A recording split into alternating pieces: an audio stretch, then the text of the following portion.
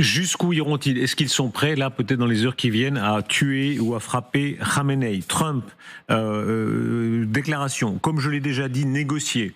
Ils ont refusé et l'opération Midnight Hammer a entraîné une destruction majeure du pays. La prochaine attaque sera bien pire. Il avait dit en juin 2025, nous n'allons pas le tuer. Il parle du guide suprême iranien. Du moins, pas pour l'instant. Est-ce que l'heure est venue? Il faut rappeler les quelques éléments qu'on ait, notamment des informations de presse américaines qui relatent le fait que Khamenei serait terré dans un certain nombre de souterrains. On a quelques images satellites. Est-ce que quelqu'un sait, Stéphane Goldin, d'après vous, est-ce que quelqu'un sait où est Khamenei à l'heure où nous parlons? Je pense qu'il est caché non pas dans un bunker, mais sous des tunnels qui sont profondément ancrés sous la terre. Quand je dis profondément, je parle de plusieurs, pratiquement une centaine de mètres, pour dire clairement les choses. Donc, ce n'est pas simplement un bunker, ce sont un réseau de tunnels où il peut, avec ces personnes à lui, où il peut continuer à commander, je dirais, ces gardiens de la révolution. C'est d'après ce que l'on pourrait comprendre de la situation actuelle. Maintenant, est-ce qu'on a plus d'informations? Il va de soi que d'autres doivent en avoir bien plus, d'une façon bien plus précise. La question est de savoir si l'élimination de Khamenei, dont je ne pleurerai pas la mort pour dire clairement les choses, servira à grand chose. C'est tout un régime qu'il faut renverser, c'est pas simplement un homme. Je dirais même le contraire, je dirais même que si Khamenei était encore vivant, mais que ses pasdards étaient tous décimés, ce serait aussi pour lui désastreux, parce que finalement, personne ne tient. Personne ne tiendrait. Donc, concernant la volonté de Trump, il ne s'agit pas seulement de dire qu'il y a 2 semaines, il n'a pas voulu y aller parce qu'il s'est dit que le régime ne pourrait pas tomber et qu'aujourd'hui, il aurait levé ce risque ou ce doute. Non, aujourd'hui, il y a une récente déclaration qui dit « Nous savons qu'une telle opération on n'a pas de garantie de changer le régime et il y a beaucoup de fortes chances qu'on ne puisse pas y arriver. Et c'était pas la seule cause. C'est les pays du Golfe qui ne voulaient pas qu'il y aille. Aujourd'hui, apparemment, on découvre, mais on va le voir, on peut jurer de rien avec Trump, que peut-être c'était juste une façon de gagner le temps, d'organiser la logistique comme les Américains aiment le faire, le temps d'être opérationnel. Le Wall Street Journal donne en ce moment certaines précisions. L'Iran aurait déjà manifesté son rejet complet de conditions, et notamment sur l'enrichissement d'uranium, la limitation du nombre de missiles balistiques à longue portée, etc. Donc en réalité, Khamenei défie les États-Unis. Khamenei, la fille de Kadhafi a prévenu via la presse aux Iraniens, surtout ne cédez pas votre nucléaire, parce que nous l'avons cédé. C'est Kadhafi qui a eu très peur après la première guerre, la guerre du Golfe de 2003. Il a eu très peur tout d'un coup des Anglo-Américains, et donc il a appelé le MI6 et il a donné tous ses secrets à lui. Il a même livré des preuves sur Abdul-Qader Khan, ce Pakistanais qui vendait des secrets nucléaires, qui faisait de la prolifération nucléaire. Et donc il a été un bon gars, le Kadhafi. Il a vraiment coopéré avec les Anglo-Saxons. Et la fille a dit, plus vous coopérez avec les Anglo-Saxons, vous en prendrez une quand même.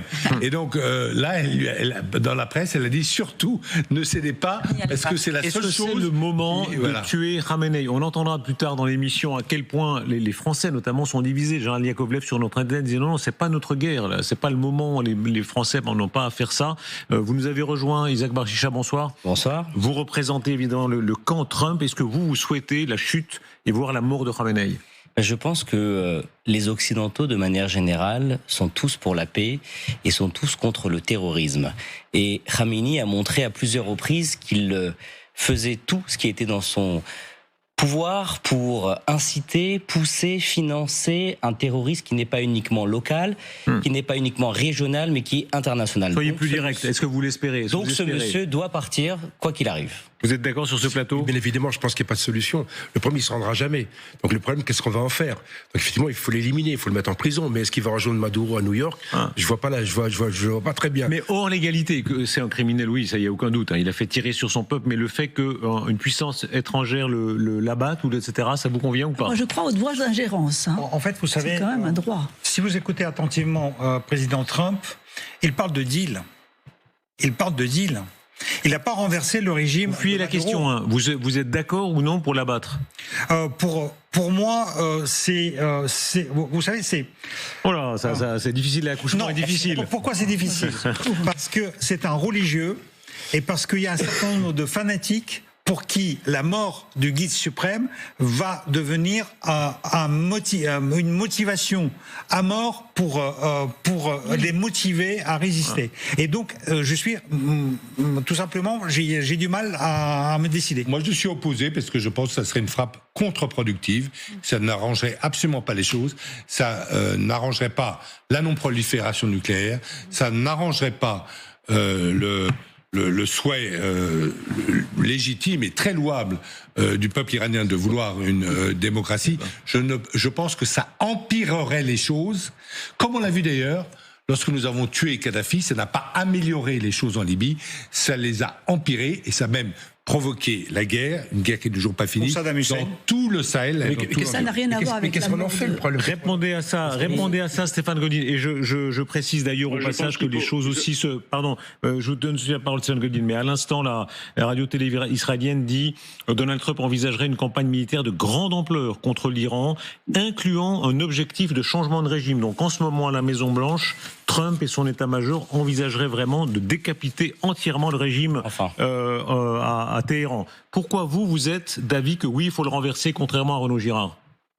Mais bien sûr qu'il faut le renverser, il faut renverser ce régime, il faut arrêter avec cette frilosité qui existe concrètement en Europe sur cette question-là. Nous sommes face à un régime qui a financé le terrorisme international, qui a déposé des bombes sur votre propre territoire en France, en Europe, et qui continuera à le faire. Parce que si demain, Khamenei n'est pas éliminé, si le régime des Mollahs n'est pas éliminé, alors ça, je peux vous dire qu'il y aura encore une accentuation, une augmentation justement de la mouvance terroriste chiite, je dis bien chiite, dans le monde entier. Les rivalités seront encore plus fortes entre sunnites et chiites d'ailleurs, même si on voit quelques accords entre l'Arabie Saoudite, le Qatar, Laissez répondre, Stéphane Goldin. Laissez répondre. Votre réponse.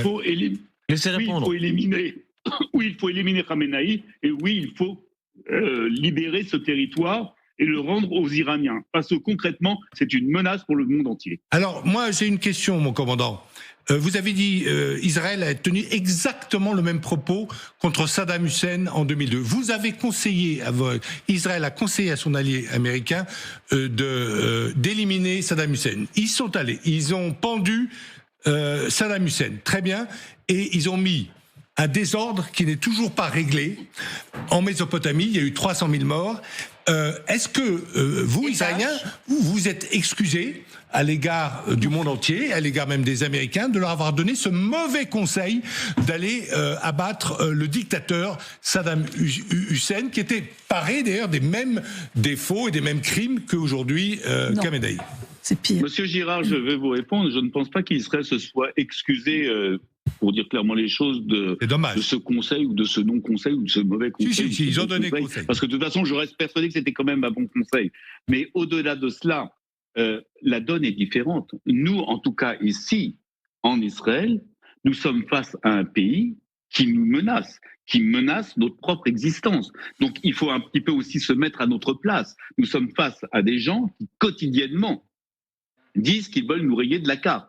Et donc nous souhaitons rester, pour dire clairement, sur la carte. Et à un moment donné, il va falloir choisir. Ou c'est eux, ou c'est nous. Et là-dessus, on sera intransigeant.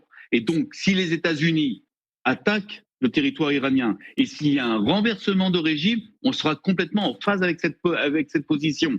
S'ils ne le font pas, on fera tout en tout cas pour continuer qu'il y ait un mouvement de l'intérieur au niveau iranien pour qu'il y ait ce renversement de pouvoir. Parce que qu'on le veuille ou non, c'est une menace pour la terre entière. Un mouvement de l'intérieur. Mais est-ce que vous croyez, d'une dernière question, est-ce qu'un bombardement suffira? Est-ce qu'un bombardement suffira pour réaliser un changement de régime? Ça n'a pas réussi au Vietnam, ça n'a pas réussi avec l'Allemagne hitlérienne. La question que je vous pose, est-ce qu'un bombardement aérien, et là on ne parle que de bombardement aérien, on ne parle pas de boots on the ground, on ne parle pas d'invasion terrestre. Mon commandant, est-ce que vous pensez qu'un bombardement aérien suffira pour un changement de régime? C'est là ma question. Alors je vous dis franchement, non, ça ne suffira pas. Un bombardement aérien ou venant de la marine ne suffira pas. Et quand on parle d'un bombardement, il faudra qu'il y ait un bombardement, une première étape et puis une deuxième salve beaucoup plus massive. Il faudra aussi, comme je l'ai dit auparavant, probablement une défection de l'armée pour jouer ce renversement au sein du territoire iranien. Et je pense que la population iranienne n'attend que ça. Et je pense que la population iranienne, d'ailleurs, est complètement en phase avec Israël sur cette question-là. Tous ceux qui manifestent, en tout cas dans les rues de Téhéran, Je peux vous dire, Que parce peut faire qu'on écoute ce qui se passe en Iran, je Stéphane peux vous dire Goldin. qu'il y a énormément de liens qui sont très forts entre les manifestants et la position israélienne.